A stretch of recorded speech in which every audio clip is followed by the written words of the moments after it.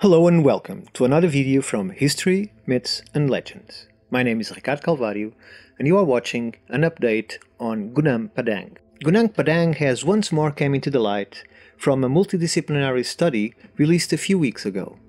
This generated new discussions and conversations, some refuting because they do not accept that modern man was already an artist of many trades almost 30,000 years ago, and others that wish it to be so. I decided to make this small video because I have received a few interesting questions on my X feed, and it led me to look for data in order to answer them. So to all those that commented and posed good questions, a big thank you.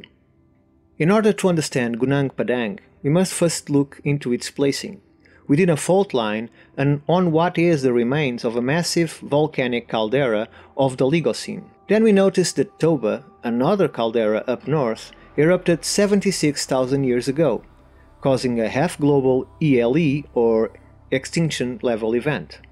In fact, Gunung Padang caldera was most likely created by the same lava mass that created the Toba eruption. Considering the underground voids that were now found, the underground structures of Gunung Padang were perhaps a refuge, since during the event life was impossible on the surface. I propose that they used the ancient volcanic holes left behind, and that they discovered perhaps by accident many years before that, perhaps even 100,000 years ago. Then they only needed to drill and perfect what nature had left behind. There are several other structures in specific parts of the old caldera, and I believe they could all be a marker of where the underground cities were. So you can imagine a vast area where several underground structures were adapted and terraformed in order to harbor many communities. I am led to believe that the more complex edifications that we see, but in ruins now, were built after the ELE event ended, many years or even generations after that, but still a very long time ago. As in many other sites of the world, as a reminder of those havens whose knowledge was eventually lost due to the lack of necessity and cultural technological changes, we see that the site was occupied still 24,000 years ago, and then it must have fallen to a more ritual usage than practical.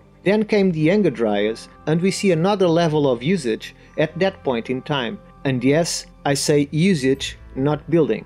Although at any one of those dates, works were done to the site. So we see that, to the liking of Cappadocia, I believe we will be finding many underground structures in the near future, and that, as in the case of the Bosnian pyramids, the real interest is on the underground also. Although most give it little attention and focus on trying to prove or disprove the truth of the pyramids. It is becoming clear that humans do have a global history of returning to the bosom of Mother Earth in times of need due to global or large-scale local catastrophes.